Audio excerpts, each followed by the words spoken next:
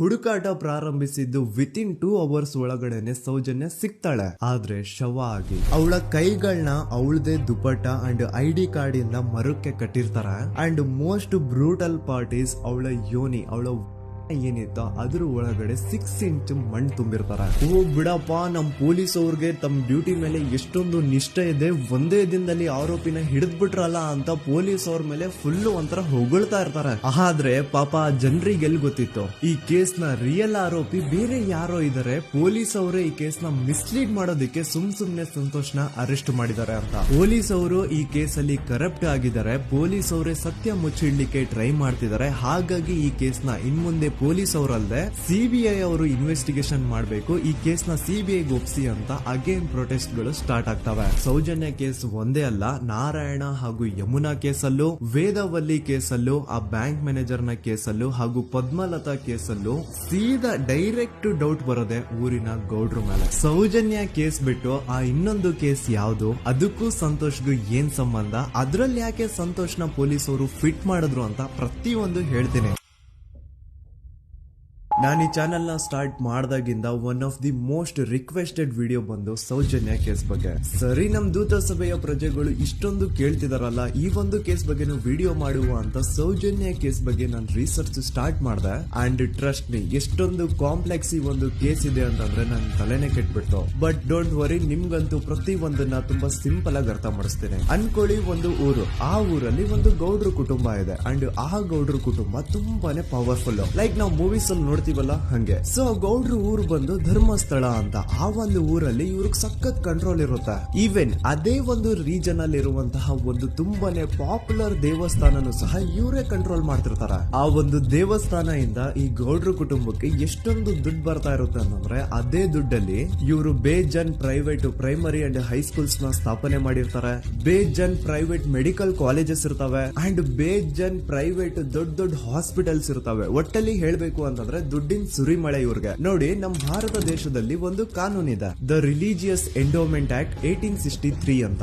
Basically ಈ ಒಂದು ಕಾನೂನು ಏನ್ ಹೇಳುತ್ತೆ ಅಂತಂದ್ರೆ, ಭಾರತದಲ್ಲಿ ಯಾವ್ದೆಲ್ಲ ಹಿಂದೂ ಟೆಂಪಲ್ಸ್ ಇದಾವೋ ಅವೆಲ್ಲ ಗವರ್ಮೆಂಟ್ ಪ್ರಾಪರ್ಟಿ. ಆ ಹಿಂದೂ ಟೆಂಪಲ್ಸ್ ನ ಮ್ಯಾನೇಜ್ಮೆಂಟ್ ಎಲ್ಲ ಗವರ್ಮೆಂಟ್ ಕೈಗೆ ಹೋಗಿ ಗವರ್ಮೆಂಟ್ ಡಿಸೈಡ್ ಮಾಡುತ್ತೆ ಆ ಮ್ಯಾನೇಜ್ಮೆಂಟ್ ಅಲ್ಲಿ ಯಾರ್ ಕೆಲ್ಸಕ್ಕೆ ಇರಬೇಕು, ಯಾರ್ ಕೆಲ್ಸಕ್ಕೆ ಇರಬಾರ್ದು, ಅಂಡ್ ಆ ಟೆಂಪಲ್ ಇಂದ ಬರ್ತಿರುವಂತಹ ಡೊನೇಷನ್ ಅಮೌಂಟ್ ನ ಏನ್ ಮಾಡಬೇಕು ಅಂತ. ಸೊ ಈ ಒಂದು ಕಾನೂನಿನ ಪ್ರಕಾರ ಗವರ್ಮೆಂಟ್ ಇಂಡಿಯಾದಲ್ಲಿರುವಂತಹ ಆಲ್ಮೋಸ್ಟ್ ಎಲ್ಲಾ ಹಿಂದೂ ಟೆಂಪಲ್ಸ್ ನ ತನ್ನ ಕಂಟ್ರೋಲ್ ಅಲ್ಲಿ ತಗೋತಾ ಇರ್ಬೇಕಾದ್ರೆ ಗವರ್ಮೆಂಟ್ ಅಫಿಷಿಯಲ್ಸ್ ಧರ್ಮಸ್ಥಳ ಶ್ರೀ ಮಂಜುನಾಥ ದೇವಸ್ಥಾನಕ್ಕೂ ರೀಚ್ ಔಟ್ ಮಾಡ್ತಾರೆ. ಅಂಡ್ ಆಗ ಇಷ್ಟು ದಿನ ಟೆಂಪಲ್ ನ ಕಂಟ್ರೋಲ್ ಮಾಡ್ತಿದ್ದಂತಹ ಆ ಗೌಡ್ರ ಕುಟುಂಬ ಏನ್ ಹೇಳುತ್ತೆ ಗೊತ್ತಾ, ಇಲ್ಲ ಇಲ್ಲ, ಇದು ಹಿಂದೂ ಟೆಂಪಲ್ ಅಲ್ಲ, ಇದು ಜೈನ್ ಫ್ಯಾಮಿಲಿಗೆ ಬಿಲಾಂಗ್ ಮಾಡುವಂತಹ ಒಂದು ಪ್ರೈವೇಟ್ ಟೆಂಪಲ್ ಅಂತ ಹೇಳ್ತಾರೆ. ನಾನ್ ಇಷ್ಟು ದಿನ ಧರ್ಮಸ್ಥಳ ಶ್ರೀ ಮಂಜುನಾಥ ದೇವಸ್ಥಾನ ಒಂದು ಹಿಂದೂ ಟೆಂಪಲ್ ಅಂತ ಅನ್ಕೊಂಡಿದ್ದೆ, ಆದ್ರೆ ಈಗಷ್ಟೇ ನನಗೂ ಗೊತ್ತಾಗಿದ್ದು ಇದು ಹಿಂದೂ ಟೆಂಪಲ್ ಅಲ್ಲ, ಇದು ಒಂದು ಜೈನ್ ಫ್ಯಾಮಿಲಿಗೆ ಬಿಲಾಂಗ್ ಮಾಡುವಂತಹ ಪ್ರೈವೇಟ್ ಜೈನ್ ಟೆಂಪಲ್ ಅಂತ. ಸೊ ಹೀಗಾಗಿ ಗವರ್ಮೆಂಟ್ ಅಫಿಷಿಯಲ್ಸ್ ಏನೂ ಮಾಡಕ್ಕಾಗದೆ ಇವತ್ತಿನವರೆಗೂ ಈ ಒಂದು ಧರ್ಮಸ್ಥಳ ಶ್ರೀ ಮಂಜುನಾಥ ದೇವಸ್ಥಾನನ ಒಂದು ಪ್ರೈವೇಟ್ ಟ್ರಸ್ಟ್ ನಡೆಸ್ಕೊಂಡು ಹೋಗ್ತಿದೆ. ಅಂಡ್ ಆ ಪ್ರೈವೇಟ್ ಟ್ರಸ್ಟ್ ನ ಓನರ್ ಯಾರು, ಅದೇ ಗೌಡ್ರ ಕುಟುಂಬ. ನೋಡಿ, ನಾನು ಈ ವಿಡಿಯೋದಲ್ಲಿ ಯಾರ್ದನ್ನು ರಿಯಲ್ ನೇಮ್ಸ್ ನ ಬಳಸ್ತಿಲ್ಲ. ಪ್ರೀವಿಯಸ್ಲಿ ಬೇರೆ ಯೂಟ್ಯೂಬರ್ಸ್ ತಮ್ಮ ವಿಡಿಯೋಸ್ ಅಲ್ಲಿ ರಿಯಲ್ ನೇಮ್ಸ್ ನ ಬಳಸಿದ್ದಾರೆ ಅನ್ನೋ ಒಂದೇ ಒಂದು ಕಾರಣಕ್ಕೆ ಅವ್ರ ವಿಡಿಯೋಸ್ ನ ಡಿಲೀಟ್ ಮಾಡಿಸಿದ್ದಾರೆ. ಸೊ ಅವ್ರ ಜೊತೆ ಆಗಿದ್ದು ನನ್ ಜೊತೆ ಆಗೋದ್ ಬೇಡ, ಸತ್ಯ ಮುಚ್ಚೋಗೋದು ನನ್ಗೆ ಇಷ್ಟ ಇಲ್ಲ. ಹಾಗಾಗಿ ನಾನಿಲ್ಲಿ ರಿಯಲ್ ನೇಮ್ಸ್ ನ ಬಳಸ್ತಿಲ್ಲ. ಆದ್ರೆ ನಾನು ಯಾರನ್ನ ಪಾಯಿಂಟ್ ಔಟ್ ಮಾಡಿ ಹೇಳ್ತಿದ್ದೀನಿ ಅನ್ನೋದು ಮಾತ್ರ ನಿಮಗೆ ತುಂಬಾ ಕ್ಲಿಯರ್ಲಿ ಅರ್ಥ ಆಗುತ್ತೆ. Don't worry.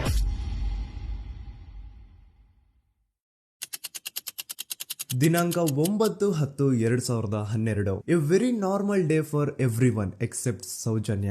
ಧರ್ಮಸ್ಥಳ ಹತ್ರ ಇರುವಂತಹ ಪಂಗಳ್ ಅನ್ನೋ ಒಂದು ಸಣ್ಣ ಹಳ್ಳಿಗೆ ಬಿಲಾಂಗ್ ಮಾಡುವಂತಹ ಸೌಜನ್ಯ ತುಂಬಾನೇ ಒಳ್ಳೆ ಹುಡುಗಿ. SDM ಕಾಲೇಜ್ ಆಫ್ ಉಜ್ರಿಯಲ್ಲಿ 2nd PUC ಓದ್ತಿದ್ದಂತಹ ಇವಳು ತುಂಬಾನೇ ಬ್ರೈಟ್ ಸ್ಟೂಡೆಂಟ್ ಕೂಡ. ಸೊ ಒಂದು ದಿನ ಅಂದ್ರೆ 9 ಅಕ್ಟೋಬರ್ 2012 ಬೆಳಿಗ್ಗೆ 7:30-8 ಗಂಟೆ ಹಾಗೆ ಆಸ್ ಯೂಶುವಲ್ ತನ್ನ ಕಾಲೇಜ್ ಹೋಗೋದಕ್ಕೆ ರೆಡಿ ಆಗ್ತಿರ್ತಾಳೆ. ಅವತ್ತು ಮಂಗಳವಾರದ ದಿನ ಅಂಡ್ ಅವತ್ತು ಲೋಕಲ್ ಫೆಸ್ಟಿವಲ್ ಬೇರೆ ಇರುತ್ತೆ, ಹೊಸ ಅಕ್ಕಿ ಅಂತ. ಈ ಒಂದು ಲೋಕಲ್ ಫೆಸ್ಟಿವಲ್ ದಿನ ಮನೆ ಒಳಗಡೆ ಏನೇ ಅಡುಗೆ ಮಾಡಿದ್ರು ಹೊಸ ಅಕ್ಕಿನೇ ಬಳಸಬೇಕು. ಸೊ ಹೊಸ ಅಕ್ಕಿ ತಂದು ಬ್ರೇಕ್ಫಾಸ್ಟ್ ನ ರೆಡಿ ಮಾಡೋಷ್ಟ್ರಲ್ಲಿ ಸೌಜನ್ಯ ಅವ್ರ ತಾಯಿ ತುಂಬಾ ಲೇಟ್ ಮಾಡ್ತಾರೆ. ಸೊ ಕಾಲೇಜ್ಗೆ ಲೇಟ್ ಆಗ್ತಿದೆ ಅಂತ ಈ ಸೌಜನ್ಯ ಟಿಫಿನ್ ಸಹ ಮಾಡದೆ ಹಾಗೆ ಹೋಗ್ತಾಳೆ. ಅವಳ ತಲೆಯಲ್ಲಿ ಏನಿತ್ತು ಅಂತಂದ್ರೆ, ಹೆಂಗೋ ಇವತ್ತು ಲೋಕಲ್ ಫೆಸ್ಟಿವಲ್ ಬೇರೆ ಇದೆ, ಹಾಗಾಗಿ ಮೇ ಬಿ ಕಾಲೇಜು ಬೇಗ ಬಿಡ್ಬೋದು, ಸೊ ಮಧ್ಯಾಹ್ನ ಡೈರೆಕ್ಟ್ ಮನೆಗೆ ಬಂದು ಊಟ ಮಾಡುವ ಬಿಡು ಅಂತ ಅವಳು ಅನ್ಕೊಂಡಿರ್ತಾಳೆ. ಆದ್ರೆ ಕಾಲೇಜ್ ಹೋಗಾದ್ಮೇಲೆ ಗೊತ್ತಾಗುತ್ತೆ ಅವತ್ತು ಅವಳಿಗೆ ಸ್ಪೆಷಲ್ ಕ್ಲಾಸಸ್ ಬೇರೆ ಇದೆ ಅಂತ. ಸೌಜನ್ಯ ಬ್ರೇಕ್ಫಾಸ್ಟ್ ಕೂಡ ಮಾಡಿರಲ್ಲ ಅಂಡ್ ಲಂಚ್ ಬಾಕ್ಸ್ ಕೂಡ ತಂದಿರಲ್ಲ. ಹಾಗಾಗಿ ಲಂಚ್ ಟೈಮ್ ಅಲ್ಲಿ ಸೌಜನ್ಯನ ಒಬ್ಳು ಫ್ರೆಂಡ್ ಜಾನ್ವಿ ತಾನ್ ತಂದಿರುವಂತಹ ಲಂಚ್ ಬಾಕ್ಸ್ ಅಲ್ಲಿ ಒಂದಿಷ್ಟು ಲಂಚ್ ನ ಆಫರ್ ಮಾಡ್ತಾಳೆ. ಆದ್ರೆ ಸೌಜನ್ಯ ಪರವಾಗಿಲ್ಲ ನೀನ್ ತಿನ್ನು, ನಾನ್ ಮನೆಗೆ ಹೋಗ್ಬಿಟ್ಟು ಊಟ ಮಾಡ್ಕೊಂತೀನಿ ಅಂತ ಹೇಳ್ತಾಳೆ. ಸುಮಾರು ಮಧ್ಯಾಹ್ನದ 3:45 ಕಾಲೇಜ್ ಬಿಡುತ್ತೆ. ಸೌಜನ್ಯ ಕಾಲೇಜ್ ಇಂದ ಬಸ್ ಅಲ್ಲಿ ಬಂದು ನೇತ್ರಾವತಿ ಬಸ್ ಸ್ಟಾಪ್ ಹತ್ರ ಇಳ್ಕೋತಾಳೆ. ಅವಳ ಜೊತೆ ಅವಳ ಕ್ಲಾಸ್ ಮೇಟ್ಸ್ ಅಂಡ್ ಫ್ರೆಂಡ್ಸ್ ಎಲ್ಲ ಇರ್ತಾರೆ. ಸೊ ಅವ್ರಿಗೆಲ್ಲ ಬಾಯ್ ಹೇಳ್ಬಿಟ್ಟು ಸೌಜನ್ಯ ತನ್ನ ಮನೆ ಕಡೆಗೆ ಹೊರಡ್ತಾಳೆ. ನೇತ್ರಾವತಿ ಬಸ್ ಸ್ಟಾಪ್ ಇಂದ ಸೌಜನ್ಯ ಮನೆಗೆ 20 ಮಿನಿಟ್ಸ್ ನ ವಾಕ್ ಇರುತ್ತೆ. ಮ್ಯಾಕ್ಸ್ ಟು ಮ್ಯಾಕ್ಸ್ 30 ಮಿನಿಟ್ ಹಿಡಿಬಹುದು. ಸೊ ಸೌಜನ್ಯ ನಡ್ಕೊಂಡು ಮನೆ ಕಡೆಗೆ ಹೋಗ್ತಾ ಇರ್ತಾಳೆ. ಒಂದ್ ಸ್ವಲ್ಪ ದೂರದಲ್ಲಿ ಪ್ರಕೃತಿ ಹಾಸ್ಪಿಟಲ್ ಅಂತ ಒಂದಿರುತ್ತೆ. ಅಲ್ಲಿನ ಸೆಕ್ಯೂರಿಟಿ ಗಾರ್ಡ್ ಸೌಜನ್ಯ ನಡ್ಕೊಂಡು ಹೋಗ್ತಾ ಇರೋದನ್ನ ನೋಡ್ತಾನೆ ಕೂಡ.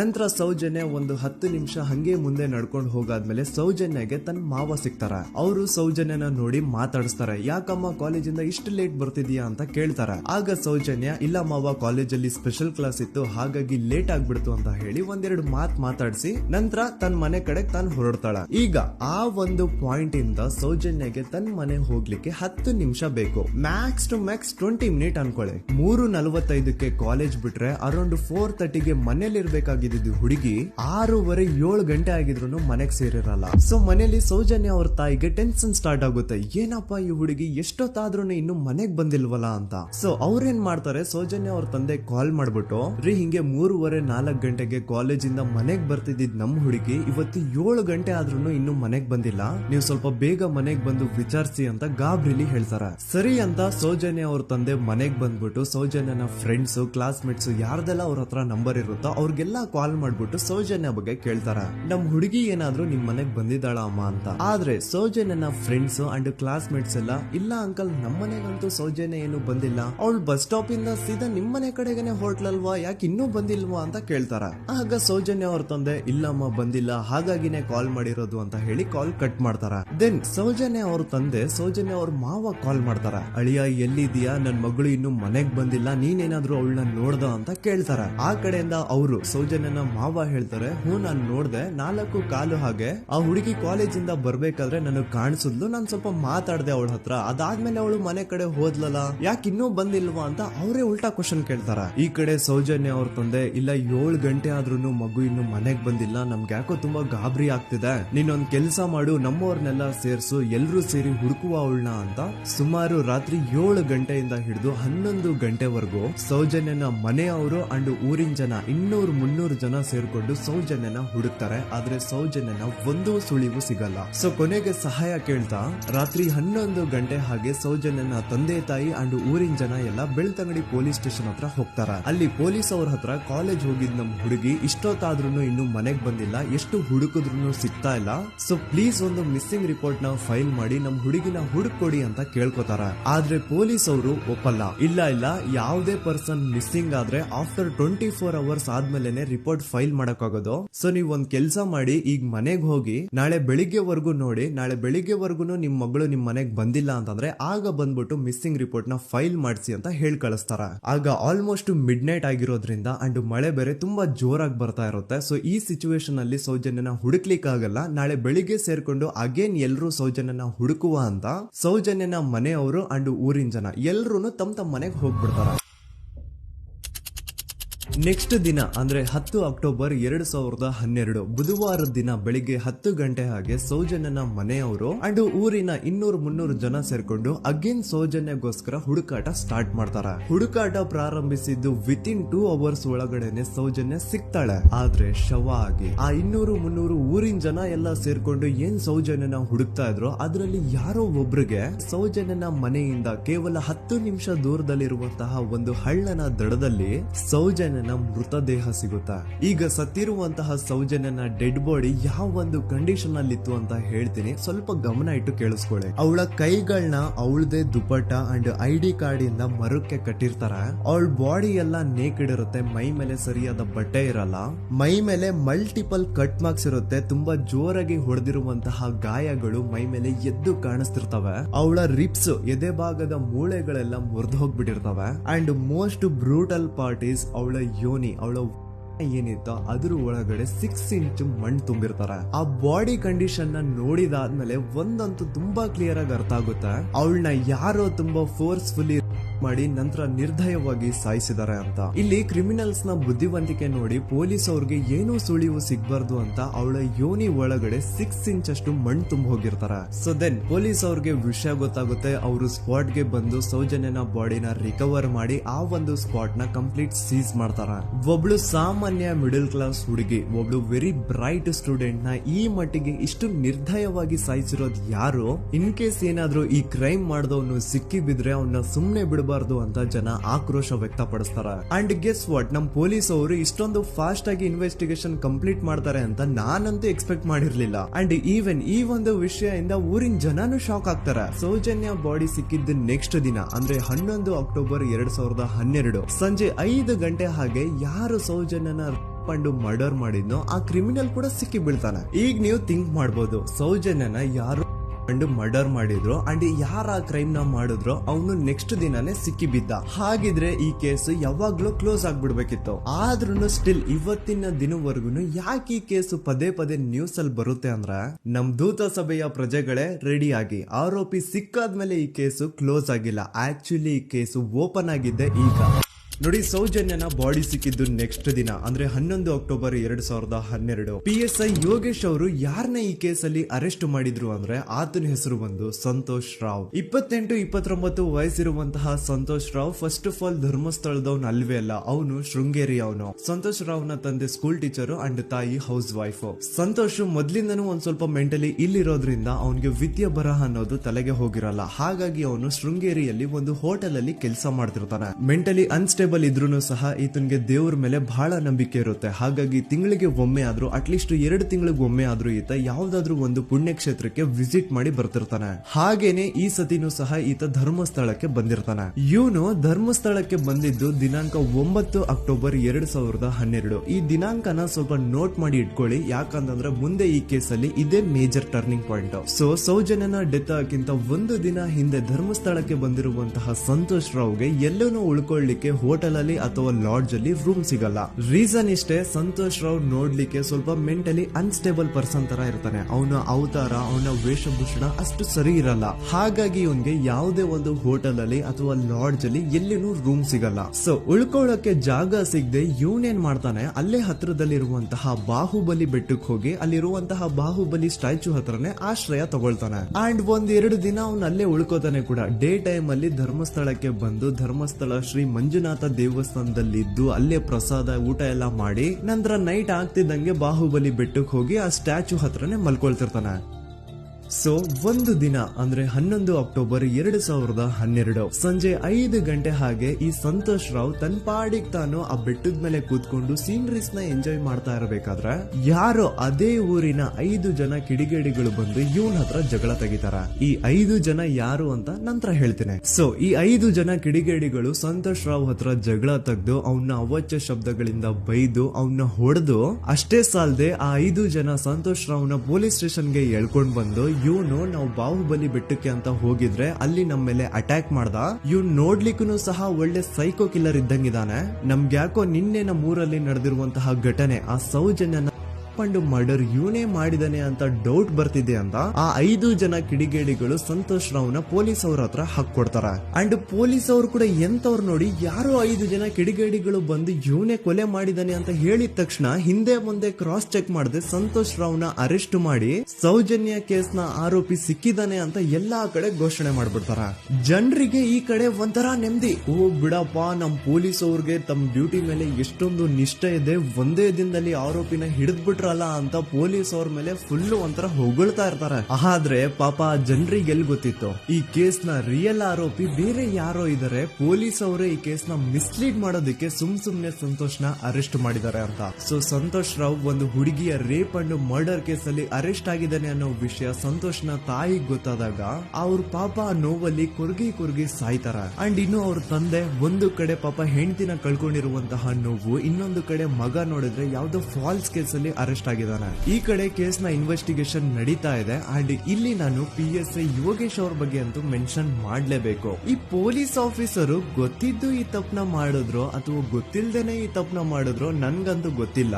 ಸೊ ಇವ್ರು ಏನ್ ಮಾಡ್ತಾರೆ ಅಂತಂದ್ರೆ, ಸೌಜನ್ಯನ ಬಾಡಿನ ಪೋಸ್ಟ್ ಮಾರ್ಟಮ್ ಗೆ ಕಳಿಸಿದಾಗ ಡಾಕ್ಟರ್ಸ್ ಹಂಗೋ ಹಿಂಗೋ ಮಾಡಿ ಹೊಟ್ಟೆನಾಯಿಂದ ಕೆಲವೊಂದು ಸ್ಪರ್ಮ್ ನ ಸ್ಯಾಂಪಲ್ಸ್ ಕಲೆಕ್ಟ್ ಮಾಡ್ತಾರ. ಅದನ್ನ ಅವರು PSI ಯೋಗೇಶ್ ಗೆ ಕೊಟ್ಟು ಇದನ್ನ ವಿತಿನ್ 72 ಅವರ್ಸ್ ಒಳಗಡೆ ಇನ್ನೊಂದು ಲ್ಯಾಬ್ ಗೆ ಸಬ್ಮಿಟ್ ಮಾಡಿ ಅಂತ ತುಂಬಾ ಕ್ಲಿಯರ್ ಆಗಿ ಹೇಳ್ತಾರ. ಆದ್ರೆ PSI ಯೋಗೇಶ್ ಆ ಸ್ಪರ್ಮ್ ಸ್ಯಾಂಪಲ್ಸ್ ನ ವಿತಿನ್ 72 ಅವರ್ಸ್ ಒಳಗಡೆ ಲ್ಯಾಬ್ ಕಳ್ಸೋದಿರ್ಲಿ, ಅದನ್ನ 12 ದಿನ ಆದ್ಮೇಲೆ ಲ್ಯಾಬ್ ಕಳಿಸ್ತಾರ. ಅಷ್ಟೊತ್ತಿಗೆ ಆಲ್ರೆಡಿ ಆ ಸ್ಪರ್ಮ್ ಸ್ಯಾಂಪಲ್ಸ್ ಗೆಲ್ಲ ಫಂಗಸ್ ಹಿಡಿದು ಅದು ಅನ್ಫಿಟ್ ಫಾರ್ ಟೆಸ್ಟಿಂಗ್ ಅಂತ ಬರುತ್ತಾ. ಈಗ ನೀವೇ ಹೇಳಿ, ಎಂತ ಡಂಬೆಸ್ಟ್ ಪರ್ಸನ್ ಪೊಲೀಸ್ ಆಫೀಸರ್ ಆಗಿದ್ರು ಅವನ ಹತ್ರ ಒಂದು ಮರ್ಡರ್ ಕೇಸ್ ಬಂದಾಗ ಅವನ ಹತ್ರ ಇರೋ ಮೇನ್ ಸಾಕ್ಷಿನೇ, ಮೇನ್ ಎವಿಡೆನ್ಸ್ ಆ ಹುಡುಗಿಯ ಕಲೆಕ್ಟ್ ಆಗುವಂತಹ ಸ್ಪರ್ಮ್ ಸ್ಯಾಂಪಲ್ಸ್. ಸೊ ಅದನ್ನ ಮೊದಲು ಲ್ಯಾಬ್ ಕಳಿಸಿ ಅದನ್ನ ಐಡೆಂಟಿಫೈ ಮಾಡೋದು ಪೊಲೀಸ್ ಅವರ ಫಸ್ಟ್ ಡ್ಯೂಟಿ. ಆದ್ರೆ ಇಲ್ಲಿ PSI ಯೋಗೇಶ್ ಅವರು ಇದನ್ನೇ ಮರ್ತು ಹೋದ್ರು ಅಂತ ನೋಡಿ. ಯಾವುದೇ ಒಂದು ಕೇಸ್ ಅಲ್ಲಿ ಪೊಲೀಸ್ ಅವರು ಆದಷ್ಟು ಎವಿಡೆನ್ಸ್ ನ ಕಲೆಕ್ಟ್ ಮಾಡೋದಕ್ಕೆ ಟ್ರೈ ಮಾಡ್ತಾರ.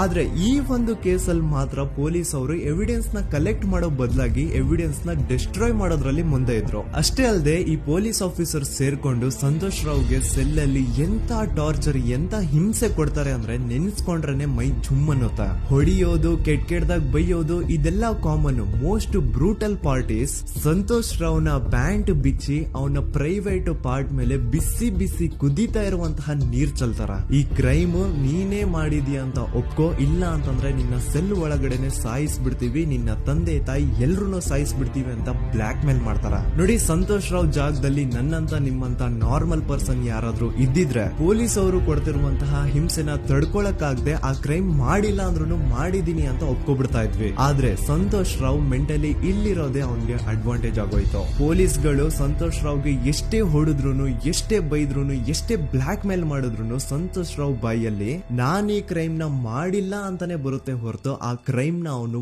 ಒಪ್ಕೊಳ್ಳೋದೇ ಇಲ್ಲ. ದೆನ್ ಕೋರ್ಟ್ ಟ್ರಯಲ್ಸ್ ಸ್ಟಾರ್ಟ್ ಆಗುತ್ತೆ. ಈ ಕ್ರೈಮ್ ನ ಸಂತೋಷೇ ಮಾಡಿದಾನೆ ಅಂತ ಸೌಜನ್ಯ ಕಡೆಯ ಲಾಯರ್ ವಾದ ಮಾಡ್ತಾನೆ. ಅದಕ್ಕೆ ಆಪೋಸಿಟ್ ಆಗಿ ಸಂತೋಷ್ ರಾವ್ ಕಡೆಯಿಂದ ಒಬ್ರು ಲಾಯರ್ ಇಲ್ಲ, ಸಂತೋಷ್ ರಾವ್ ಈ ಕ್ರೈಮ್ ನ ಮಾಡ್ಲಿಕ್ಕೆ ಸಾಧ್ಯನೇ ಇಲ್ಲ ಅಂತ ವಾದ ಮಾಡ್ತಿರ್ತಾರ. ಅಂಡ್ ಕೋರ್ಟ್ ಇಂದ ಆಚೆಗಡೆ ಸಂತೋಷ್ ರಾವ್ ನ ಅಗೇನ್ಸ್ಟ್ ಸ್ಟೂಡೆಂಟ್ಸ್ ಪ್ರೊಟೆಸ್ಟ್ ನಡೆಯುತ್ತೆ, ಪಬ್ಲಿಕ್ ಪ್ರೊಟೆಸ್ಟ್ ನಡೆಯುತ್ತೆ. ಅರೆಸ್ಟ್ ಆಗಿರುವಂತಹ ಸಂತೋಷ್ ರಾವ್ಗೆ ಗಲ್ಲಿಗೇರಿಸ್ರಿ ಅಂತ ಅವ್ರು ಡಿಮ್ಯಾಂಡ್ ಮಾಡ್ತಿರ್ತಾರ. ಸೊ ಹೀಗೆ ಒಂದು 2-3 ವರ್ಷ ಕಳೆದು ಹೋಗುತ್ತಾ. ನಂತರ ಒಂದು ಕೋರ್ಟ್ ಟ್ರಯಲ್ ಅಲ್ಲಿ ಸಂತೋಷ್ ರಾವ್ ಪರವಾಗಿ ಹೋರಾಡ್ತಿದ್ದಂತಹ ಲಾಯರ್ ಯಾಕೆ ಈ ಕೇಸ್ ಅಲ್ಲಿ ಸಂತೋಷ್ ಆರೋಪಿ ಅಲ್ಲ ಅಂತ ಪ್ರೂವ್ ಮಾಡ್ಲಿಕ್ಕೆ ಕೆಲವೊಂದು ಪಾಯಿಂಟ್ಸ್ ನ ಮುಂದೆ ಇಡ್ತಾರ.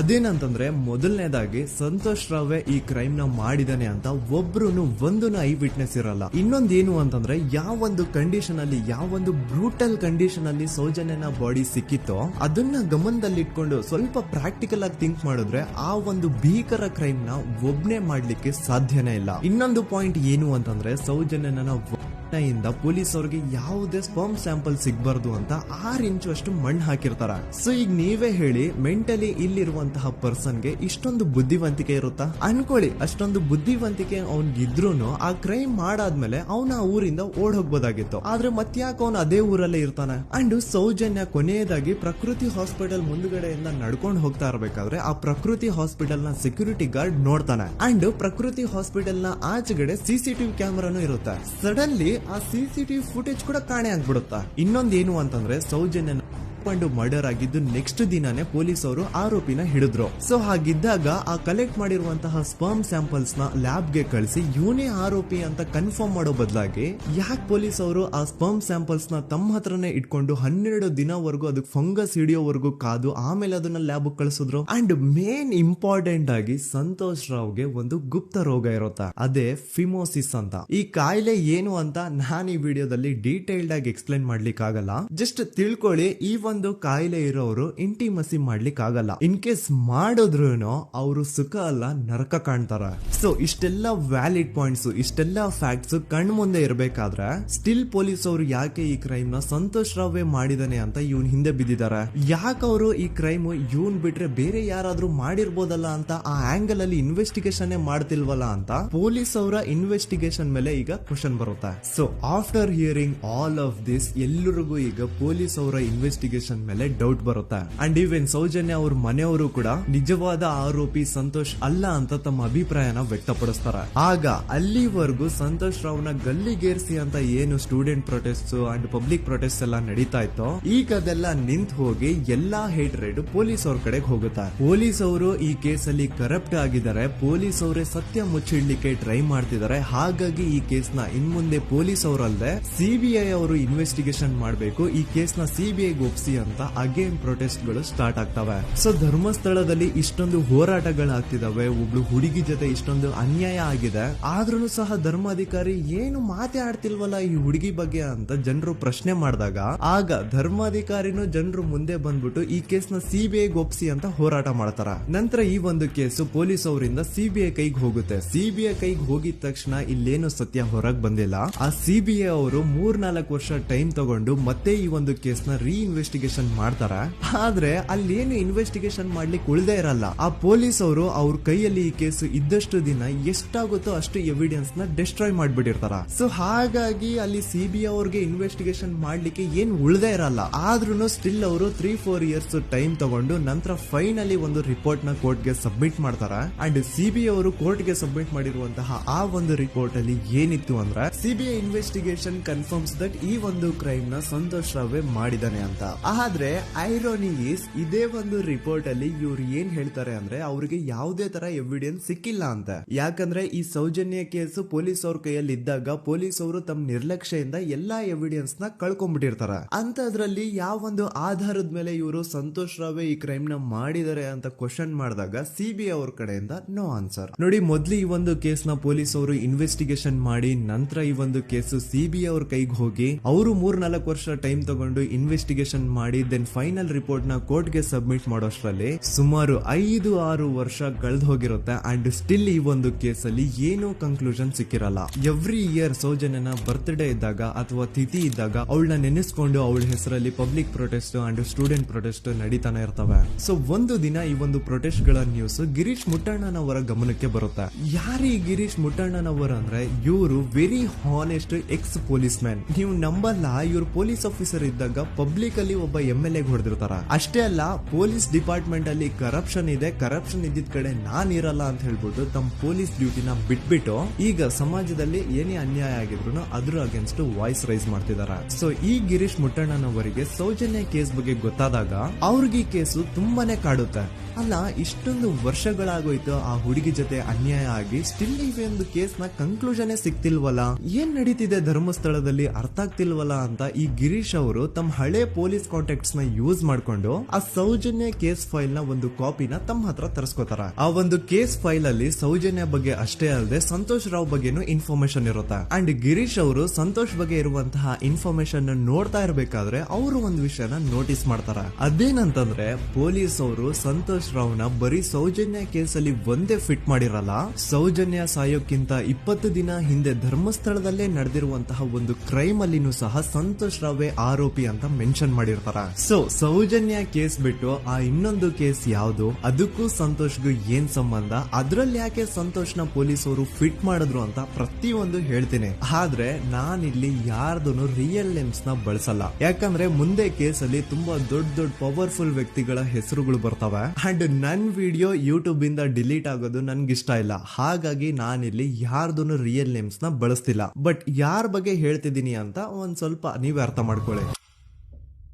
ನೋಡಿ, ಧರ್ಮಸ್ಥಳದಲ್ಲಿ ಮಾಫಿಯಾ ಕೈಂಡ್ ಆಫ್ ನಡೆಸ್ತಿರುವಂತಹ ಒಂದು ವೆರಿ ಪವರ್ಫುಲ್ ಗೌಡ್ರು ಕುಟುಂಬ ಇದೆ. ಇವ್ರ ಹತ್ರ ಬೇಜನ್ ಆಸ್ತಿ, ಬೇಜನ್ ದುಡ್ಡು, ಬೇಜನ್ ಪವರ್, ಬೇಜನ್ ಇನ್ಫ್ಲೂಯೆನ್ಸ್ ಎಲ್ಲಾನು ಇದೆ. ಆ ಊರಲ್ಲಿ ಈ ಗೌಡ್ರು ಕುಟುಂಬದ್ದು ಎಷ್ಟೊಂದು ಕಂಟ್ರೋಲ್ ಇದೆ ಅಂತಂದ್ರೆ ಅವ್ರನ್ನ ಎದುರು ಹಾಕೊಳ್ಳೋರೆ ಯಾರು ಇಲ್ಲ. ಅಂಡ್ ಈ ಒಂದು ಗೌಡ್ರು ಕುಟುಂಬ ಒಂದು ಪ್ರೈವೇಟ್ ಟ್ರಸ್ಟ್ ಹೆಸರಲ್ಲಿ ಒಂದು ವೆರಿ ಪಾಪ್ಯುಲರ್ ದೇವಸ್ಥಾನನ ಸುಮಾರು ವರ್ಷಗಳಿಂದ ತಲೆ ಮಾರುಗಳಿಂದನೂ ನಡ್ಸ್ಕೊಂಡ್ ಬಂದಿರ್ತಾರ. ಅದೇ ಒಂದು ದೇವಸ್ಥಾನದಲ್ಲಿ 60 ವರ್ಷ ವಯಸ್ಸಾಗಿರುವಂತಹ ನಾರಾಯಣ ಅನ್ನೋ ಒಬ್ಬ ವ್ಯಕ್ತಿ ಮಾವುತನಾಗಿ ಕೆಲಸ ಮಾಡ್ತಿರ್ತಾನ. ನಾರಾಯಣ ಅವ್ರ ತಂದೆನೂ ಅದೇ ದೇವಸ್ಥಾನದಲ್ಲಿ ಮಾವುತಾಗಿ ಕೆಲಸ ಮಾಡ್ತಾ ಇದ್ರು, ಅವ್ರ ತಂದೆನೂ ಅದೇ ದೇವಸ್ಥಾನದಲ್ಲಿ ಮಾವುತಾಗಿ ಕೆಲಸ ಮಾಡ್ತಾ ಇದ್ರು. ಸೊ ಹೀಗೆ ತಲೆ ಮಾರುಗಳಿಂದ ಮಾವುತ ಆಗಿನೇ ನಾರಾಯಣನ ಕುಟುಂಬ ಆ ಒಂದು ದೇವಸ್ಥಾನದಲ್ಲಿ ಕೆಲಸ ಮಾಡ್ತಾ ಇರುತ್ತೆ. ಸೊ ಒಮ್ಮೆ ತುಂಬಾ ವರ್ಷಗಳ ಹಿಂದೆ ನಾರಾಯಣ ಅವ್ರ ತಂದೆ ಆ ದೇವಸ್ಥಾನದಲ್ಲಿ ಮಾವುತಾಗಿ ಕೆಲಸ ಮಾಡ್ತಾ ಇರ್ಬೇಕಾದ್ರೆ ಆಗಿನ ದೇವಸ್ಥಾನದ ಧರ್ಮಾಧಿಕಾರಿ ಆ ಮಾವುತನ ಕೆಲ್ಸದ ಮೇಲೆ ಇರುವಂತಹ ನಿಷ್ಠೆ, ಅವನ ನಿಯತ್ತು ಅಂಡ್ ತಲೆಮಾರುಗಳಿಂದ ಅವರು ದೇವಸ್ಥಾನಕ್ಕೆ ಸಲ್ಲಿಸ್ತಿರುವಂತಹ ಸೇವೆನ ಮೆಚ್ಚಿ ಆ ಧರ್ಮಾಧಿಕಾರಿ ಆ ನಾರಾಯಣ ಅವ್ರ ತಂದೆ ಆ ಮಾವುತನಿಗೆ ಒಂದು ಜಮೀನ್ ಕೊಡ್ತಾರೆ ಆಸ್ ಎ ಗಿಫ್ಟ್ ಆಗಿ. ಸೊ ಈಗ ಫ್ಲಾಶ್ ಬ್ಯಾಕ್ ಇಂದ ಒಂದ್ ಸ್ವಲ್ಪ ಮುಂದೆ ಬರುವ 2010-11ರಲ್ಲಿ ಯಾವೊಂದು ಜಮೀನ ಆಗಿನ ಧರ್ಮಾಧಿಕಾರಿ ನಾರಾಯಣ ಅವ್ರ ತಂದೆಗೆ ಆಸ್ ಎ ಗಿಫ್ಟ್ ಆಗಿ ಕೊಟ್ಟಿದ್ರು, ಈಗ ನಾರಾಯಣ ಅವ್ರ ತಂದೆ ಸತ್ ಹೋಗಿ ಆ ಒಂದು ಜಮೀನು ನಾರಾಯಣ ಹೆಸರಿಗೆ ಆಗಿರುತ್ತೆ. ಅಂಡ್ ಆಗಷ್ಟೇ ಗೊತ್ತಾಗುತ್ತೆ ಆ ಜಮೀನ ವೆರಿ ಆಪೋಸಿಟ್ ಒಂದು ದೊಡ್ಡ ಹೈವೇ ಬರ್ತಿದೆ ಅಂಡ್ ಅದರಿಂದ ಜಮೀನ ರೇಟು 10 ಪಟ್ಟು ಜಾಸ್ತಿ ಆಗುತ್ತೆ ಅಂತ. ಸೊ ಈ ವಿಷಯ ಗೊತ್ತಾಗಿ ನೋಡಿ ದಾನ ಮಾಡದಂತಹ ಧರ್ಮಾಧಿಕಾರಿ ಅಂತೂ ಸತ್ ಹೋದ್ರು, ಆದ್ರೆ ಅವ್ರ ಮುಂದಿನ ಪೀಳಿಗೆ ಅವ್ರಿಗೆ ಈ ಜಮೀನ್ ಮೇಲೆ ಕಣ್ಬಿದ್ದು ನಾರಾಯಣ ಅವ್ರ ಹತ್ರ ಆ ಜಾಗನ ವಾಪಸ್ ಕೇಳ್ತಾರ. ಆದ್ರೆ ನಾರಾಯಣ ಕೊಡಲ್ಲ. ಇಲ್ಲ ನಾನ್ ಯಾಕೆ ಕೊಡ್ಲಿ, ನಮ್ ತಂದೆಯಿಂದ ಸಿಕ್ಕಿರುವಂತಹ ಜಮೀನ್ ಇದು, ನಮ್ ತಂದೆಯ ಕೊನೆ ಗುರುತು ಇದು ನನ್ನ ಹತ್ರ ಇರೋದು, ಸೊ ಇದನ್ನ ನಾನ್ ಯಾವುದೇ ಕಾರಣಕ್ಕೂ ಬಿಟ್ಕೊಡಲ್ಲ ಅಂತ ಆ ಗೌಡ್ರು ಕುಟುಂಬನ ನಾರಾಯಣ ಎದುರು ಹಾಕೋತಾರ. ಆಗ ಗೌಡ್ರು ಕುಟುಂಬದವ್ರಿಗೆ ಕೋಪ ಬಂದು ಅವ್ರೇನ್ ಮಾಡ್ತಾರೆ ಅಂದ್ರೆ ನಾರಾಯಣ ಮನೆಗೆ ನೀರಿನ ಸಪ್ಲೈ ಇರುತ್ತಲ್ವಾ ಅದನ್ನ ಬಂದ್ ಮಾಡ್ತಾರ, ಎಲೆಕ್ಟ್ರಿಸಿಟಿ ಸಪ್ಲೈನು ಕಟ್ ಆಫ್ ಮಾಡ್ತಾರ, ಊರಲ್ಲಿರುವಂತಹ ಎಲ್ಲಾ ಚರಂಡಿಗಳನ್ನ ಕ್ಲೀನ್ ಮಾಡಿ ಆ ಕಸ ಏನಿರುತ್ತೋ ಅದನ್ನ ತಂದು ನಾರಾಯಣ ಮನೆ ಮುಂದೆ ಹಾಕ್ತಾರ. ಇಷ್ಟೇ ಅಲ್ಲ, ನಾರಾಯಣ ಅವ್ರ ಹೆಂಡತಿ ಮಕ್ಕಳು ಎಲ್ಲಾದ್ರೂ ಆಚೆ ಹೋಗ್ತಾ ಬರ್ತಾ ಇದ್ರೆ ಅವ್ರನ್ನ ಕೆಟ್ಟದಾಗ ಬೈಯೋದು, ಹೊಡ್ಕೊಳ್ಳೋದು, ಬಡ್ಕೊಳ್ಳೋದೆಲ್ಲ ಮಾಡ್ತಿರ್ತಾರ. ಇಷ್ಟೆಲ್ಲ ಆಗ್ತಾ ಇದ್ರು ಸ್ಟಿಲ್ ನಾರಾಯಣ ಮಾತ್ರ ಆ ಜಾಗನ ಬಿಟ್ಕೊಡಲ್ಲ. ಆ ಜಾಗದ್ಗೋಸ್ಕರ ನೀನ್ ಬೇಕಿದ್ರೆ ಇದನ್ನೆಲ್ಲ ಸಹಿಸ್ಕೊಂಡಿರಪ್ಪ, ನಮ್ ಕೈಲಂತೂ ಆಗಲ್ಲ ಅಂತ ನಾರಾಯಣನ ಹೆಂಡತಿ ಮಕ್ಕಳು ಅವನ್ನ ಬಿಟ್ಟು ಬೇರೆ ಊರಿಗೆ ಹೋಗ್ಬಿಡ್ತಾರ. ಈಗ ಮನೆಯಲ್ಲಿ ನಾರಾಯಣ ಅಂಡ್ 45 ವರ್ಷ ವಯಸ್ಸಿರುವಂತಹ ನಾರಾಯಣ ಅವ್ರ ತಂಗಿ ಯಮುನಾ ಅವ್ರು ಮಾತ್ರ ಇಬ್ರೇ ಇರ್ತಾ ಇದ್ರು. ಸೊ ಒಂದೊಳ್ಳೆ ಅವಕಾಶ ನೋಡ್ಕೊಂಡು 21 ಸೆಪ್ಟೆಂಬರ್ 2012 ಮನೆಯಲ್ಲಿ ನಾರಾಯಣ ಹಾಗೂ ಯಮುನಾ ಇರ್ಬೇಕಾದ್ರೆ ಯಾರೋ ಮನೆ ಒಳಗಡೆ ನುಗ್ಗಿ ನಾರಾಯಣನ್ಗೆ ಹೊಡೆದು ಯಮುನಾಗೂ ಸಹ ಹೊಡೆದು ನಂತರ ಅವಳು ಮಾಡಿ ದೆನ್ ನಾರಾಯಣ ಹಾಗೂ ಯಮುನನ ತಲೆನ ಒಂದು ರುಬ್ಬಗುಂಡಿಂದ ಚಚ್ಚಿ ಸಾಯಿಸ್ಬಿಡ್ತಾರ. ಈ ಕೊಲೆ ಆಗಿದ್ದು ಕಳ್ಳತನಗೋಸ್ಕರ ಅಂತ ಪೊಲೀಸ್ ಅವರು ತಮ್ಮ ರಿಪೋರ್ಟ್ ಅಲ್ಲಿ ಬರೀತಾರ. ಆದ್ರೆ ಪಾಯಿಂಟ್ ಏನ್ ಗೊತ್ತಾ, ಆ ಮನೇಲಿ ಒಂದ್ ಸ್ವಲ್ಪನೂ ಹಣ ಆಗ್ಲಿ ಅಥವಾ ಬಂಗಾರ ಆಗ್ಲಿ ಕಳ್ಳತನ ಆಗಿರಲ್ಲ. ಕಳ್ಳತನ ಆಗಿರೋದು ಕೇವಲ ಆ ಮೇನ್ ರೋಡ್ ಅಲ್ಲಿ ಇದ್ದಂತಹ ಪ್ರಾಪರ್ಟಿ ಪೇಪರ್ಸ್. ಎಂತ ಕೋಇನ್ಸಿಡೆನ್ಸ್ ನೋಡಿ, ಯಾವ ಒಂದು ಜಮೀನಿನ ಪತ್ರ ನಾರಾಯಣ ಮನೆಯಿಂದ ಕಳ್ಳತನ ಆಗಿದ್ವೋ ಅದೇ ಒಂದು ಜಮೀನಲ್ಲಿ 10 ವರ್ಷ ಆದ ನಂತರ ಒಂದು ದೊಡ್ಡ ಹೋಟೆಲ್ ಸ್ಥಾಪನೆ ಆಗುತ್ತೆ ಅಂಡ್ ಆ ಹೋಟೆಲ್ ನ ಇನಾಗ್ರೇಷನ್ ಗೆ ಚಿಕ್ಕ ಗೌಡ್ರು ಬರ್ತಾರ. ಸೊ ಈಗೇನು ನಾರಾಯಣ ಹಾಗೂ ಯಮುನನ ಕೊಲೆ ಆಗಿದ್ಯೋ ಇದಾಗಿದ್ದು 20 ದಿನ ಆದ್ಮೇಲೆ ಸೌಜನ್ಯ ಜೊತೆ ಅಂತ ನಿರ್ದಯ ಘಟನೆ ಆಗಿದ್ದು. ಸೊ ಪೊಲೀಸ್ ಅವರು ಸೌಜನ್ಯ ಕೇಸ್ ಅಲ್ಲಿ ಸಂತೋಷ್ ರಾವ್ನ ಫಿಟ್ ಮಾಡೋದಲ್ದೆ ಈ ಒಂದು ನಾರಾಯಣ ಹಾಗೂ ಯಮುನಾ ಕೇಸ್ ಅಲ್ಲೂ ಸಹ ಸಂತೋಷ್ ರಾವ್ನೆ ಫಿಟ್ ಮಾಡಿರ್ತಾರ. ಇಲ್ಲಿ ಡೇಟ್ಸ್ ನ ಸ್ವಲ್ಪ ನೆನ್ಪಿಟ್ಕೊಳ್ಳಿ. ನಾರಾಯಣ ಹಾಗೂ ಯಮುನನ ಕೊಲೆ ಆಗಿದ್ದು 21 ಸೆಪ್ಟೆಂಬರ್ 2012 ಅಂಡ್ ಸಂತೋಷ್ ರಾವ್ ಧರ್ಮಸ್ಥಳಕ್ಕೆ ಬಂದಿದ್ದು 9 ಅಕ್ಟೋಬರ್ 2012, 20 ದಿನ ಆದ್ಮೇಲೆ. ಸೊ ನಾರಾಯಣ ಹಾಗೂ ಯಮುನನ ಕೊಲೆ ಆದಾಗ ಊರಲ್ಲೇ ಇಲ್ದೆ ಎಲ್ಲೋ ಶೃಂಗೇರಿಯಲ್ಲಿ ಯಾವುದೋ ಒಂದು ಹೋಟೆಲ್ ಅಲ್ಲಿ ಕೆಲಸ ಮಾಡ್ತಿದ್ದಂತಹ ಸಂತೋಷ್ ರಾವ್ ಹೇಗೆ ಈ ಒಂದು ಕೇಸಲ್ಲಿ ಆರೋಪಿ ಆಗ್ತಾನೆ? ಸೊ ಇದೇ ಒಂದು ಪಾಯಿಂಟ್ ನ ನೋಟಿಸ್ ಮಾಡಿ ಗಿರೀಶ್ ಮುಟ್ಟಣ್ಣನವರು ಧರ್ಮಸ್ಥಳಕ್ಕೆ ಬಂದು ಸಂತೋಷ್ ನ ಲಾಯರ್ ಜೊತೆ ಡಿಸ್ಕಸ್ ಮಾಡ್ತಾರ. ದೆನ್ ಫೈನಲಿ ಏನೋ ತಪ್ಪು ಮಾಡದೆ ಸುಳ್ಳು ಆರೋಪಗಳಿಂದ ಕರಪ್ಟ್ ಪೊಲೀಸ್ ಆಫೀಸರ್ಸ್ ನ ಮಿಸ್ಲೀಡಿಂಗ್ ಇನ್ವೆಸ್ಟಿಗೇಷನ್ ಇಂದ ಸಂತೋಷ್ ರಾವ್ ತನ್ನ ಜೀವನದ 8-10 ವರ್ಷನ ಜೈಲಲ್ಲಿ ಕಳೆದು ಫೈನಲಿ ರಿಲೀಸ್ ಆಗ್ತಾನೆ. ಒಂಥರ ಈ ಕೇಸಿಂದ ಸಂತೋಷ್ ರಾವ್ನ ಇಡೀ ಲೈಫ್ ಸ್ಪಾಯ್ಲ್ ಆಗೋಯ್ತು. ಈಗ ಸಂತೋಷ್ ರಾವ್ ರಿಯಲ್ ಆರೋಪಿ ಅಲ್ಲ ಅಂತ ಕೋರ್ಟ್ ಅಲ್ಲಿ ಪ್ರೂವ್ ಆಯ್ತು. ಹಾಗಿದ್ರೆ ರಿಯಲ್ ಆರೋಪಿ ಯಾರು? ಪೊಲೀಸ್ ಅವರು ಯಾಕೆ ಕೇಸಲ್ಲಿ ಇಷ್ಟೊಂದು ಅನ್ಫೇರ್ ಇನ್ವೆಸ್ಟಿಗೇಷನ್ ಮಾಡಿದ್ರು? ಯಾರ ರಿಯಲ್ ಹೆಸರನ್ನ ಮುಚ್ಚಿಡ್ಲಿಕ್ಕೆ ಪೊಲೀಸ್ ಆಫೀಸರ್ಸ್ ಈ ಒಂದು ಕೇಸಲ್ಲಿ ಸಂತೋಷ್ ರಾವ್ನ ಸಿಗ್ಹಾಕ್ಸಿದ್ರು? ಇದೆಲ್ಲ ಥಿಂಕ್ ಮಾಡ್ತಾ ಹೋದ್ರೆ ನೋಡಿ ಆ ಊರಲ್ಲಿ ಆ ಪೊಲೀಸ್ ಆಫೀಸರ್ಸ್ ಗೆ ಲಂಚ ಕೊಡೋಷ್ಟು, ಒಂದು ಪೊಲೀಸ್ ಇನ್ವೆಸ್ಟಿಗೇಷನ್ ನ ಸ್ಟಾಪ್ ಮಾಡೋಷ್ಟು ಅಥವಾ ಇನ್ವೆಸ್ಟಿಗೇಷನ್ ನ ಮಿಸ್ಲೀಡ್ ಮಾಡೋಷ್ಟು ಇನ್ಫ್ಲೂಯೆನ್ಸ್ ಆಗ್ಲಿ, ಪವರ್ ಆಗ್ಲಿ ಅಥವಾ ಮನಿ ಆಗ್ಲಿ ಊರಿನ ಗೌಡ್ರು ಹತ್ರ ಮಾತ್ರ ಇದ್ದಿದ್ದು. ಸೊ ಈಗ ಸಂಶಯದ ಮುಳ್ಳು ಗೌಡ್ರು ಕಡೆ ತಿರುಗುತ್ತಾ ನೋಡಿ. ಪೊಲೀಸ್ ಅವರು ಸುಮ್ನೆ ಸಂತೋಷ್ ರಾವ್ನ ನಾರಾಯಣ ಹಾಗೂ ಯಮುನಾ ಕೇಸಲ್ಲಿ ಫಿಟ್ ಮಾಡಿದ್ರು. ಈಗ ಆ ಒಂದು ಕೊಲೆ ಪ್ರಕರಣಕ್ಕೂ ಸಂತೋಷ್ ರಾವ್ಗೂ ಏನು ಸಂಬಂಧನ ಇರ್ಲಿಲ್ಲ. ಹಂಗೆ ಥಿಂಕ್ ಮಾಡಿ ನಾರಾಯಣ ಸತ್ರೆ ಅಥವಾ ಅವನ ತಂಗಿ ಯಮುನಾ ಸತ್ರೆ ಯಾರಿಗ ಅಡ್ವಾಂಟೇಜ್ ಆಗುತ್ತೆ? ಊರಿನ ಗೌಡ್ರಿಗೆ, ಯಾಕಂದ್ರೆ ಅವ್ರಿಗ ಜಮೀನ್ ಸಿಗುತ್ತಾ. ಸೊ ಈಗ ನಾರಾಯಣ ಹಾಗೂ ಯಮುನಾ ಕೇಸಲ್ಲಿ ಸಂತೋಷ್ ರಾವ್ ಆರೋಪಿ ಅಲ್ಲ ಅಂತ ಪ್ರೂವ್ ಆದ್ಮೇಲೆ ಹಾಗಿದ್ರೆ ಆ ಕೊಲೆ ಮಾಡಿದವ್ರು ಯಾರು ಅಂತ ಹಾಗೆ ಥಿಂಕ್ ಮಾಡಿದ್ರೆ ಗಿರೀಶ್ ಮುಟ್ಟಣ್ಣನವರಿಗೆ ಆ ಊರಿನ ಗೌಡ್ರ ಮೇಲೆ ಡೌಟ್ ಬರುತ್ತೆ. ಅದೇ ಒಂದು ಡೌಟ್ ಅಲ್ಲಿ ಗಿರೀಶ್ ಮುಟ್ಟಣ್ಣನವರು ಮಹೇಶ್ ತಿಮ್ರೊಡ್ಡಿ ಅಂತ ಇನ್ನೊಬ್ರ ಜೊತೆ ಸೇರ್ಕೊಂಡು ಈ ಹಿಂದೆ ಆ ಒಂದು ಊರಲ್ಲಿ ಆ ಧರ್ಮಸ್ಥಳದಲ್ಲಿ ಈ ಊರಿನ ಗೌಡ್ರು ಯಾವ್ದಾವ್ದೆಲ್ಲ ಕ್ರೈಮ್ಗಳು ಮಾಡಿದಾರೆ ಅಂತ ಊರಿನ ಜನರಿಂದ ತಿಳ್ಕೊತಾರ. ನಂತರ ಆ ಊರಿನ ಜನ ಯಾವ್ದಾವ್ದೆಲ್ಲ ಮ್ಯಾಟರ್ಸ್ ಹೇಳಿದ್ರು ಆ ಕೇಸ್ ಫೈಲ್ಸ್ ನೆಲ್ಲ ತಿರುಗಿಸಿ ಮುರುಗಿಸಿ ನೋಡಿದಾಗ ನೀವು ನಂಬಲ್ಲ, ಸೌಜನ್ಯ ಕೇಸ್ ಏನೇನು ಅಲ್ಲ, ಅದಕ್ಕಿಂತ ಭೀಕರ ಕೊಲೆಗಳು ಧರ್ಮಸ್ಥಳದಲ್ಲಿ ಆಗಿವೆ ಅಂಡ್ ಎಲ್ಲಾ ಕೊಲೆಗಳ ಹಿಂದೆ ಗೌಡ್ರು ಕುಟುಂಬದ್ದೇ ಕೈ ಇದೆ ಅಂತ ಎದ್ದು ಕಾಣಿಸುತ್ತೆ. 1977 ವೇದಾವಲ್ಲಿ ಕೇಸ್. ಧರ್ಮಸ್ಥಳ ಹತ್ತಿರ SDM ಪ್ರೈಮರಿ ಅಂಡ್ ಹೈಸ್ಕೂಲ್ ಅಂತ ಒಂದು ಸ್ಕೂಲ್ ಇರುತ್ತೆ. ಅಂಡ್ ಈ ಒಂದು ಪ್ರೈವೇಟ್ ಸ್ಕೂಲ್ ಬೇರೆ ಯಾರ್ದು ಅಲ್ಲ, ಆ ಗೌಡ್ರ ಕುಟುಂಬದ್ದೇ. ಈ ಸ್ಕೂಲ್ ಅಲ್ಲಿ 1977 ಅಲ್ಲಿ ವೇದಾವಲ್ಲಿ ಅಂತ ಒಬ್ರು ಟೀಚರ್ ವರ್ಕ್ ಮಾಡ್ತಿರ್ತಾರ. ವೇದಾವಲ್ಲಿ ಆ ಟೀಚರ್ ಜಾಬ್ ಗೆ ತುಂಬಾನೇ ಓವರ್ ಕ್ವಾಲಿಫೈಡ್. ಅವರ ಕ್ವಾಲಿಫಿಕೇಶನ್ಸ್ ನ ಗಮನದಲ್ಲಿ ಇಟ್ಕೊಂಡ್ರೆ ಅವ್ರಿಗೆ HM ಅಥವಾ ಪ್ರಿನ್ಸಿಪಲ್ ನ ಪೋಸ್ಟ್ ಸಿಗ್ಬೇಕು. ಆದ್ರೂ ಸಹ ವೇದಾವಲ್ಲಿ ಆಸ್ ಎ ಟೀಚರ್ ಆಗಿನೇ ಕೆಲಸ ಮಾಡ್ಕೊಂಡು ಹೋಗ್ತಿರ್ತಾರ. ಒಮ್ಮೆ ಏನಾಗುತ್ತೆ, ಸ್ಕೂಲ್ ಅಲ್ಲಿ ಪ್ರಿನ್ಸಿಪಲ್ ನ ಪೋಸ್ಟ್ ಖಾಲಿ ಆಗುತ್ತೆ ಅಂಡ್ ಆ ಒಂದು ಪೋಸ್ಟ್ ಗೆ ಎಲ್ರು ಏನ್ ಅನ್ಕೊಳ್ತಾರೆ, ವೇದಾವಲ್ಲಿನೇ ಸೆಲೆಕ್ಟ್ ಮಾಡೋದು ಅಂತ. ಆದ್ರೆ ವೇದಾವಲ್ಲಿಯ ಕ್ಯಾಸ್ಟ್ ಬೇರೆ ಇದೆ ಅನ್ನೋ ಒಂದೇ ಒಂದು ಕಾರಣಕ್ಕೆ ಆ ಪ್ರಿನ್ಸಿಪಲ್ ನ ಪೋಸ್ಟ್ ವೇದಾವಲ್ಲಿಗೆ ಸಿಗದೆ ಬೇರೆ ಯಾರನ್ನೋ ತಂದು ಕೂರಿಸ್ಬಿಟ್ಟಿರ್ತಾರ. ಇದರಿಂದ ಟೀಚರ್ ವೇದಾವಲ್ಲಿಗೆ ತುಂಬಾ ಕೋಪ ಬಂದು ಅವ್ರ ಸ್ಕೂಲ್ ಮುಂದೆ ಪ್ರೊಟೆಸ್ಟ್ ಮಾಡೋದ್ ಸ್ಟಾರ್ಟ್ ಮಾಡ್ತಾರ. ಅಂಡ್ ಈ ವಿಷಯ ಸ್ಕೂಲ್ ನ ಓನರ್ಸ್ ಗೆ ಇಷ್ಟ ಆಗಲ್ಲ. ಸೊ ಅವರು ಆ ಕೋಪನ ಹಾಗೆ ಮನ್ಸಲ್ಲಿ ಇಟ್ಕೊಂಡಿರ್ತಾರ.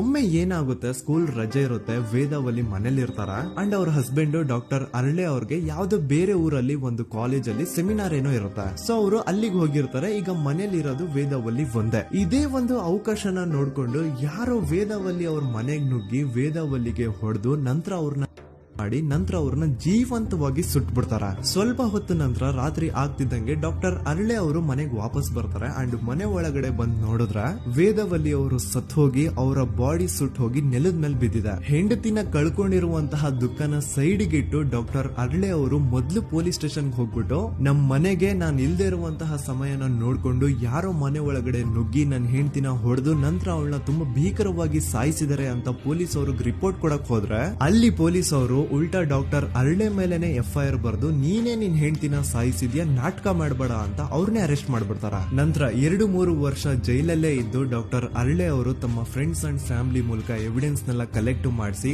ತಾನ ಕೊಲೆನ ಮಾಡಿಲ್ಲ, ತನ್ನ ಹೆಂಡತಿನ ಸಾಯಿಸಿಲ್ಲ ಅಂತ ಕೋರ್ಟ್ ಅಲ್ಲಿ ಪ್ರೂವ್ ಮಾಡ್ಕೊಂಡು ಜೈಲಿಂದ ರಿಲೀಸ್ ಆಗ್ತಾರ. ಸೊ ಈಗ ಡಾಕ್ಟರ್ ಅರಳೆ ಅವರು ಈ ಒಂದು ಕ್ರೈಮ್ ನ ಮಾಡಿಲ್ಲ ಅಂತಂದ್ರೆ ವೇದಾವಲ್ಲಿನ ಅಷ್ಟು ಭೀಕರವಾಗಿ ಸಾಯಿಸಿದವ್ರು ಯಾರು, ಈ ವಿಷಯ ಇವತ್ತಿನವರೆಗೂ ಗೊತ್ತಾಗಿಲ್ಲ. 1986 ಅಲ್ಲಿ ನಡೆದಂತಹ ಪದ್ಮಲತಾ ಕೇಸ್. ಪದ್ಮಲತಾ ಅವ್ರ ತಂದೆ ಕಮ್ಯುನಿಸ್ಟ್ ಪಾರ್ಟಿನ ಲೀಡರ್ ಇರ್ತಾರೆ. ಅವ್ರ ರಿಯಲ್ ನೇಮ್ ಏನು ಅಂತ ನಮಗ್ ಗೊತ್ತಾಗಿಲ್ಲ, ಬಟ್ ಈ ವಿಡಿಯೋದಲ್ಲಿ ಅವ್ರ ಹೆಸರು ಲಕ್ಷ್ಮಣ್ ಅಂತ ಅನ್ಕೊಳ್ಳಿ. ಸೊ ಕಮ್ಯುನಿಸ್ಟ್ ಪಾರ್ಟಿನ ಲೀಡರ್ ಇರುವಂತಹ ಲಕ್ಷ್ಮಣ್ ಅವ್ರಿಗೆ ಊರಲ್ಲಿ ತುಂಬಾನೇ ಸಪೋರ್ಟ್ ಇರುತ್ತೆ. ಊರಿನ ಜನರ ಫೇವ್ರೇಟ್ ಇರ್ತಾರೆ ಇವರು. ಅಂಡ್ ಅದೇ ವರ್ಷ ಅಂದ್ರೆ 1986 ಅಲ್ಲಿ ಪಂಚಾಯತ್ ಎಲೆಕ್ಷನ್ ಬೇರೆ ಇರುತ್ತೆ ಅಂಡ್ ಎಲ್ರಿಗೂ ಗೊತ್ತಿತ್ತು ಲಕ್ಷ್ಮಣೆ ಗೆಲ್ಲೋದು ಅಂತ. ಆ ಪಂಚಾಯತ್ ಎಲೆಕ್ಷನ್ ಅಲ್ಲಿ ಲಕ್ಷ್ಮಣ್ ಆಪೋಸಿಟ್ ಗೌಡ್ರಿಗೆ ತುಂಬಾ ಬೇಕಾಗಿರೋರು ಒಬ್ರು ನಿಂತಿರ್ತಾರ ಅಂಡ್ ಅವ್ರಿಗೂ ಗೊತ್ತಿತ್ತು ಎಲೆಕ್ಷನ್ ಏನಾದ್ರು ಆದ್ರೆ ಲಕ್ಷ್ಮಣ ಎಲೆಕ್ಷನ್ ಅಲ್ಲಿ ಗೆಲ್ಲೋದು ಅಂತ. ಸೊ ಎಲ್ಲಿ ಸೋತೋಗ್ಬಿಡ್ತೀವೋ ಅನ್ನೋ ಭಯಕ್ಕೆ ಆ ಗೌಡ್ರು ಕಡೆ ಅವ್ರು ಏನ್ ಮಾಡ್ತಾರೆ, ಲಕ್ಷ್ಮಣ್ ನ ಅಪ್ರೋಚ್ ಮಾಡಿ ಮುಚ್ಕೊಂಡು ಈ ಪಂಚಾಯತ್ ಎಲೆಕ್ಷನ್ ಅಲ್ಲಿ ನಿನ್ ನಾಮಿನೇಷನ್ ನ ಕ್ಯಾನ್ಸಲ್ ಮಾಡು ಅಂತ ವಾರ್ನಿಂಗ್ ಕೊಡ್ತಾರ. ಆದ್ರೆ ಲಕ್ಷ್ಮಣ್ ಅವರು ಅಂಜದೆ ನೀವ್ ಏನ್ ಮಾಡ್ತಿರೋ ಮಾಡ್ಕೊಳ್ರಿ, ಆದ್ರೆ ನಾನ್ ಮಾತ್ರ ನಾಮಿನೇಷನ್ ನ ಕ್ಯಾನ್ಸಲ್ ಮಾಡಲ್ಲ ಅಂತ ಆ ಗೌಡ್ರು ಕುಟುಂಬನ ಎದುರು ಹಾಕೋತಾರ. ದೆನ್ ಎಂತ ಕೋಇನ್ಸಿಡೆನ್ಸ್ ನೋಡಿ, ನೆಕ್ಸ್ಟ್ ಡೇನೆ ಲಕ್ಷ್ಮಣ್ ಅವ್ರ ಮಗಳು ಪದ್ಮಲತಾ ಕಿಡ್ನಾಪ್ ಆಗ್ತಾಳ. ಸುಮಾರು 56 ದಿನ ಅವಳನ್ನ ಯಾರೋ ಕಿಡ್ನಾಪ್ ಮಾಡ್ತಾರೆ ಅಂಡ್ ಆ 56 ದಿನ ಡೈಲಿ ಅವಳನ್ನ ಶೋಷಣೆ ಕೂಡ ಮಾಡ್ತಾರ.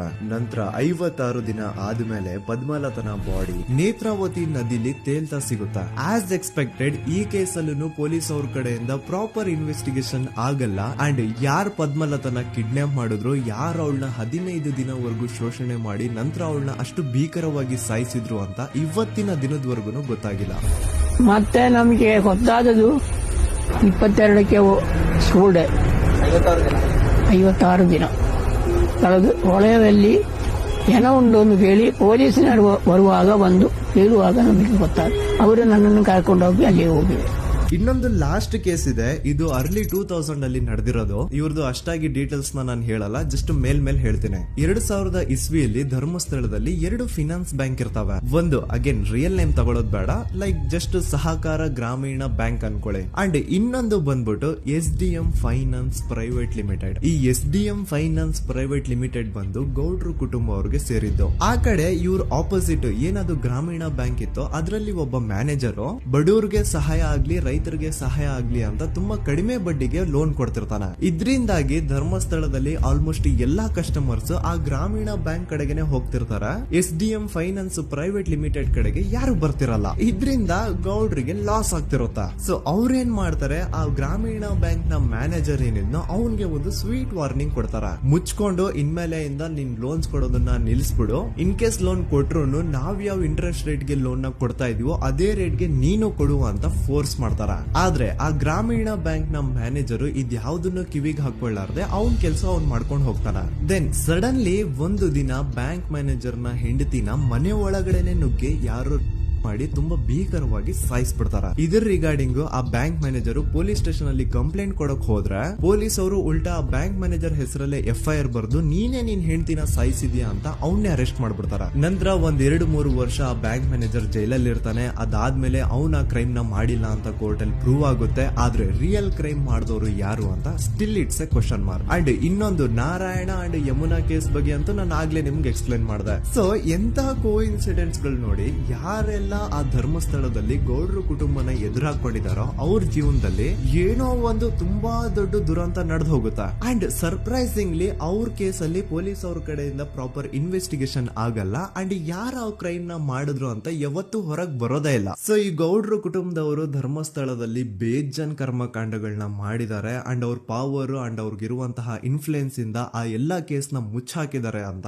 ಮಹೇಶ್ ಹಾಗೂ ಗಿರೀಶ್ ಮುಟ್ಟಣ್ಣನವರ ಹೇಳಿಕೆ ಆಗಿದೆ. ಸೊ ಗೌಡ್ರು ಫ್ಯಾಮಿಲಿನ ಟ್ರ್ಯಾಕ್ ರೆಕಾರ್ಡ್ ನೋಡಿದ್ರೆ ಧರ್ಮಸ್ಥಳದಲ್ಲಿ ಒಂದು ಹುಡುಗಿನ ರೇಪ್ ಅಂಡ್ ಮರ್ಡರ್ ಮಾಡಿ ದೆನ್ ಪೊಲೀಸ್ ಅವ್ರಿಗೆ ಲಂಚ ಕೊಟ್ಟು ಇನ್ವೆಸ್ಟಿಗೇಷನ್ ನ ಮಿಸ್ಲೀಡ್ ಮಾಡೋಷ್ಟು ಪವರ್ ಇನ್ಫ್ಲೂಯೆನ್ಸ್ ಈ ಗೌಡ್ರು ಕುಟುಂಬಕ್ಕೆ ಮಾತ್ರ ಇರೋದು. ಈಗ ಸಂತೋಷ್ ರಾವ್ ಅಂತೂ ಸೌಜನ್ಯ ಕೇಸಲ್ಲಿ ಆರೋಪಿ ಅಲ್ಲ ಅಂತ ಪ್ರೂವ್ ಆಯ್ತು. ಹಾಗಿದ್ರೆ ರಿಯಲ್ ಆರೋಪಿ ಯಾರು? ನೆನಪು ಮಾಡ್ಕೊಳ್ಳಿ, 11 ಅಕ್ಟೋಬರ್ 2012 ಸಂಜೆ 5 ಗಂಟೆ ಹಾಗೆ ಬಾಹುಬಲಿ ಬೆಟ್ಟದಲ್ಲಿ ಸಂತೋಷ್ ರಾವ್ ತನ್ನ ಪಾಡಿಗೆ ತಾನು ಸೀನರೀಸ್ ನ ಎಂಜಾಯ್ ಮಾಡ್ಕೊಂಡು ಸುಮ್ನೆ ಕೂತಿರ್ಬೇಕಾದ್ರೆ ಅವನ ಹತ್ರ 5 ಜನ ಕಿಡಿಗೇಡಿಗಳು ಬಂದು ಜಗಳ ತೆಗಿತಾರ. ಆ 5 ಜನ ಕಿಡಿಗೇಡಿಗಳು ಯಾರು ಅಂತ ನಾನು ಇಲ್ಲಿವರೆಗೂ ನಿಮ್ಗೆ ಹೇಳಿಲ್ಲ. ಸೊ ಅವರು ಬೇರೆ ಯಾರು ಅಲ್ಲ, ಚಿಕ್ಕ ಗೌಡ್ರು ಮಗ ನಿಶಾಂತ್ ಜೈನ್ ನ ವೆರಿ ಕ್ಲೋಸ್ ಫ್ರೆಂಡ್ಸ್. ಅವ್ರು ದಣಿ ಮಾಡಿರುವಂತಹ ಕ್ರೈಮ್ ಅಲ್ಲಿ ಬೇರೆ ಯಾರನ್ನಾದ್ರೂ ಸಿಗಿಸ್ಬೇಕಲ್ಲ ಅಂತ ಇವ್ರು ಬಕ್ರ ಹುಡುಕ್ತಾ ಇರ್ಬೇಕಾದ್ರೆ ಆಗ ಇವ್ರಿಗೆ ಸಿಗೋದೆ ಸಂತೋಷ್ ರಾವ್. ಅಗೇನ್ ಇನ್ನೊಂದು ಎಂತ ಕೋಇನ್ಸಿಡೆನ್ಸ್ ನೋಡಿ, ಸಂತೋಷ್ ರಾವ್ ಸೌಜನ್ಯ ಕೇಸಲ್ಲಿ ಅರೆಸ್ಟ್ ಆದ ನಂತರ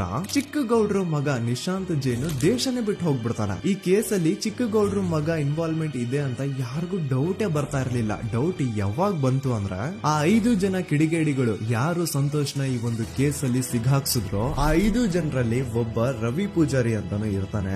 ಅವನ್ಗೆ ತಾನು ತಪ್ಪು ಮಾಡಿದೀನಿ ಅಂತ ಗಿಲ್ಟ್ ಕಾಡುತ್ತೋ ಅಥವಾ ಬೇರೆ ಏನೋ ಗೊತ್ತಿಲ್ಲ, ಆದ್ರೆ ಅವನೇ ಸ್ವತಃ ಪೊಲೀಸ್ ಅವ್ರ ಹತ್ರ ಹೋಗ್ಬಿಟ್ಟು ಸೌಜನ್ಯ ಕೇಸಲ್ಲಿ ನಿಜವಾದ ಆರೋಪಿ ಸಂತೋಷ್ ಅಲ್ಲ ಕಂಡ್ರು, ಅವನ್ನ ಸುಮ್ನೆ ಸಿಗಾಕ್ಸಿರೋದಷ್ಟೇ, ನಿಜವಾದ ಆರೋಪಿಗಳು ಚಿಕ್ಕ ಗೌಡ್ರು ಮಗ ನಿಶಾಂತ್ ಜೈನ್ ಅಂಡ್ ಅವನ್ ಫ್ರೆಂಡ್ಸ್ ಸೂರಜ್, ಕಿರಣ್ ಅಂಡ್ ಕಣ್ಮಣಿ ಅಂತ. ಈ ಎಲ್ಲಾ ವಿಷಯನ ರವಿ ಪೂಜಾರಿ ಪೊಲೀಸ್ ಅವ್ರಿಗೆ ತಿಳಿಸ್ತಾನೆ. ಅಗೇನ್ ಎಂತ ಒಂದು ಕೋಇನ್ಸಿಡೆನ್ಸ್ ನೋಡಿ, ಈ ವಿಷಯಗಳನ್ನ ಊರಿನ ಜನರು ಮುಂದೆ ಹೇಳಿದಂತಹ ರವಿ ಪೂಜಾರಿ ಆಕಸ್ಮಿಕವಾಗಿ ಸತ್ತು ಹೋಗ್ಬಿಡ್ತಾನ. ಇವನ್ ಹೇಳಿದ್ದು ನಿಜ ಅಂತ ಜನರಿಗೆ ಯಾವಾಗ ಕನ್ಫರ್ಮ್ ಆಗುತ್ತೆ ಅಂದ್ರೆ ಸೌಜನ್ಯಗೆ ತುಂಬಾ ಹತ್ರವಾದವ್ರು ಒಬ್ರು ಯಶೋಧ ಅನ್ನೋರು ಕೋರ್ಟ್ ಅಲ್ಲಿ ಬಂದ್ಬಿಟ್ಟು ಸೌಜನ್ಯ ಕೊಲೆ ಆಗಿದ್ದ ದಿನ ಆ ಒಂದು ಸ್ಪಾಟ್ ಅಲ್ಲಿ ನಾನು ಈ 3 ಜನರನ್ನ ನೋಡಿದ್ದೆ ಅಂತ ಸಾಕ್ಷಿ ಹೇಳ್ತಾರ.